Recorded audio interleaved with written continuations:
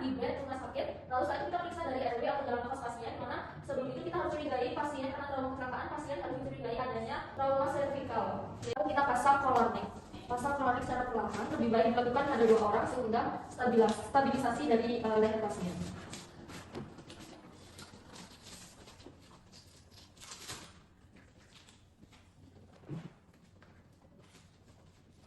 Setelah collar neck terpasang, kita periksa adanya pembebasan dari nafas pasien. Jika pasien sadar, minta pasien untuk membuka mulut. Lalu jika di dalam mulut pasien ada benda ataupun ada cairan, kita bersihkan menggunakan finger swab.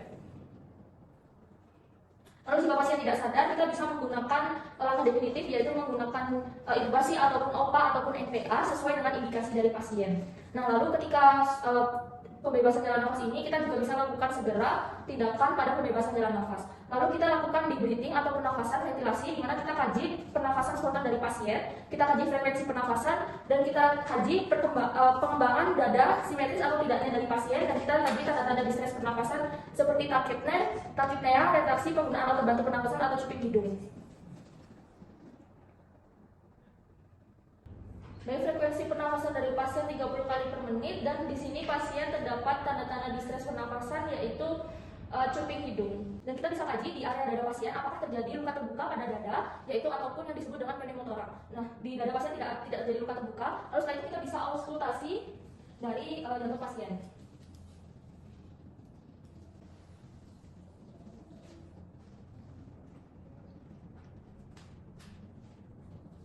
Kita memeriksa apakah adanya suara ronki, bising, ataupun stridor, ataupun penurunan pernafasan.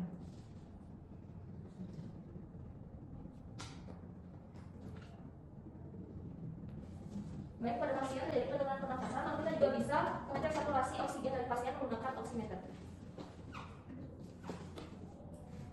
Nah, ketika saturasi oksigen pasien kurang dari 95%, kita harus segera memberikan oksigen pada pasien. Nah, lalu selanjutnya kita kaji sirkulasi dan pasien circulation dengan memeriksa denyut nadi dari pasien. Yaitu jika pada orang dewasa kita memeriksa nadi parotis, lalu kalau pada anak kita memeriksa di brachialis. Nah, lalu kita mengecek apakah nadi dari pasien ini lemah ataupun kuat. Dan juga kita cek frekuensi dari nadinya. Baik, untuk nadi dari pasien itu adalah 110 kali per menit. Lalu setelah kita cek nadi pasien, kita cek juga kulit dari pasien. Apakah akralnya dingin, lalu kulit dari pasien ini apakah pucat atau membiru. Nah, biasanya di bibir pasien atau mulut pasien itu kebiruan, dan juga kulit pasien itu pucat, yaitu yang warna putih. Lalu juga kita bisa kaji CRT atau Cavalry Rectal Time, itu dengan memencet ujung kuku, yaitu nilai normal adalah kurang dari 2 detik, dan nilai tidak normal itu adalah lebih dari 2 detik. Nah, intervensi yang dapat dilakukan pada sirkulasi ketika terjadi perdarahan yang masif, kita bisa melakukan resusitasi cairan dengan cara digerujuk atau diguyur, ataupun kita bisa juga memberikan produk darah. Lalu setelah sirkulasi, kita kaji adanya disability pada pasien, yaitu dengan GCS, di mana GCS terdiri dari E, V, dan M. E itu eye, V itu verbal, dan M itu motorik. Nah, kita mulai coba. Pak bangun Pak, bisa mendengar suara saya?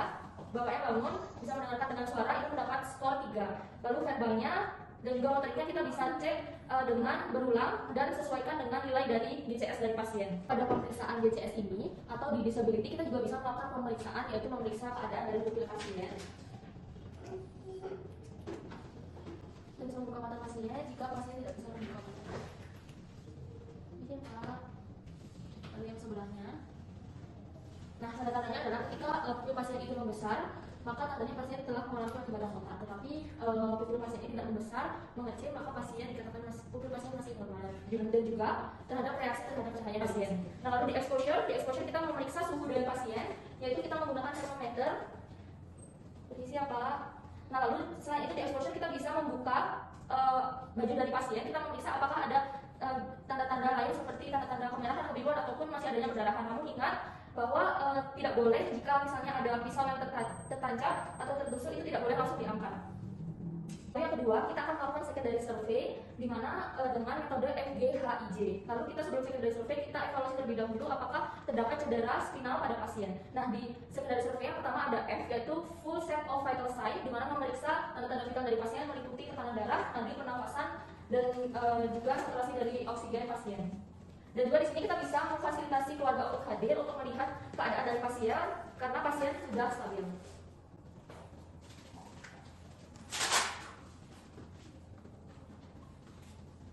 Ibu, silakan Ibu. Ini pasiennya sudah mulai stabil Ibu. Jadi di sini saya akan memeriksa dari survei di mana saya akan melakukan evaluasi lagi untuk memeriksa keadaan tanda-tanda vital dari pasien.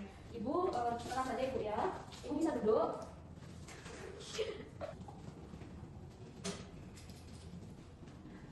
Ibu bisa sembuh.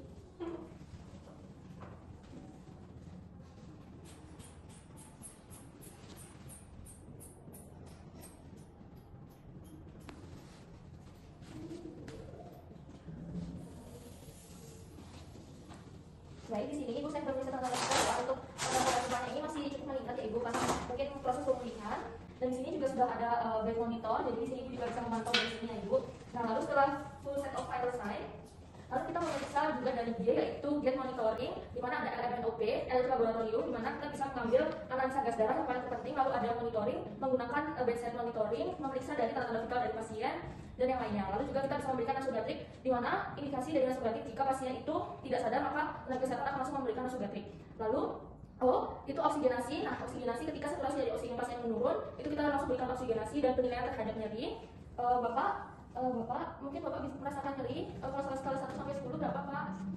Oh, masih tinggi ya. Lalu jika masih tinggi, kita bisa berikan obat atau farmakologi langsung kepada pasien dengan kolaborasi dengan dokter, yaitu memberikan analgesik. Lalu H itu adalah history and head-to-toe assessment. Nah, di history ini kita bisa cek menggunakan sampel. Itu yang S itu adalah simptom atau gejala. Nah, mungkin karena di sini pasiennya itu tadi mengalami trauma kecelakaan, maka mungkin mengalami keluhan seperti nyeri. Nah, untuk alergis, mungkin di sini kita bisa tanyakan kepada keluarga pasien. Ibu, permisi saya mau tanya, untuk pasiennya ini apakah ada alergi obat ataupun makanannya, Ibu ya? Alergi obat tidak ada. Suami saya hanya mempunyai riwayat hipertensi saja. Oh, hipertensi. Baik, jadi karena pas keluarga pasien menyebutkan ada riwayat hipertensi, maka medicationnya tentu saja pasien mengonsumsi obat hipertensi. Lalu P-nya pas medical history. Ibu, apakah tadi sebelum kesini pasien ada diberikan obat ya? Tadi pas kecelakaan di jalan? Tadi sebelumnya tidak ada sih, cuma dia minum vitamin saja sebelum harus kerja. Oh, baik. Baik, pasien tidak minum obat apapun sebelum ke sini, lalu kita bisa mengecek yaitu L, yaitu last oral intake. Nah, Ibu, apakah sebelum tadi ke sini Bapak ada makan pagi ya tadi? Makan pagi nggak terlalu sih, dia cuma minum energen saja. Oh, minum energen. Baik, itu diindikasi karena jika akan dilakukan operasi dengan segera. Nah, lalu E yang terakhir itu adalah event and environment. Bagaimana kejadian dari trauma kecelakaan tersebut. Lalu kita memeriksa head-to-toe dari pasien mulai dari kepala hingga ke ekstremitas bawah. Nah, di kepala kita mengecek apakah ada tanda-tanda kelainan pada kepala seperti adanya pembengkakan ataupun adanya perdarahan. Baik, tidak ada. Lalu di dada juga kita bisa meraba-raba apakah ada tanda pembengkakan ataupun adanya penonton ataupun adanya kemerahan. Baik, tidak ada. Abdomen juga. Lalu ke ekstremitas atas tangan, apakah ada deformitas ataupun ada kelainan bentuk ataupun adanya pembengkakan. Lalu juga kita melakukan ke ekstremitas bawah. Baik, lalu selanjutnya kita akan mengkaji inspect for posterior surface, di mana keadaan dari tulang belakang pasien. Namun perlu dipastikan bahwa keadaan tulang belakang pasien itu harus sejajar, tidak ada cedera. Kita mengkaji apakah adanya pembengkakan, kemerahan ataupun masih adanya perdarahan. Baik, tidak ada. Nah, lalu yang terakhir kita J, yaitu just keep reevaluation. Jadi dimana kita merevaluasi dari tanda-tanda vital, primary survey lagi, bagaimana keadaan dari pasien, injuries, dan juga level of pain. Nah, dimana setiap nanti kita observasi lagi, kita harus melihat dari tanda-tanda vital pasien dan juga primary survey mulai dari airway, breathing, circulation, disability, and exposure. Ibu, di sini saya sudah selesai Ibu dan pasiennya sudah mulai stabil ya. Nanti Ibu di sini saja, cukup tenang saja. Nanti sebentar lagi Ibu akan mendapat kamar ruang inap ya Ibu. Mungkin Bapaknya ini akan ruang inap ya. Saya di sini sudah selesai. Terima kasih ya Ibu karena sudah berkenan dan sudah mau menunggu di luar. Semoga Bapaknya cepat sembuh. Saya izin untuk kembali ke ruangannya Ibu. Nanti saya akan kesini lagi ya. Ibu ada yang ditanyakan lagi? Tidak ada, Sus. Baik, tidak ada ya. Baik Ibu, terima kasih. Saya kembali ke izin ke ruangan ya. Terima kasih Ibu. Semoga Bapak cepat sembuh. Terima kasih, Sus. Lalu kita melihat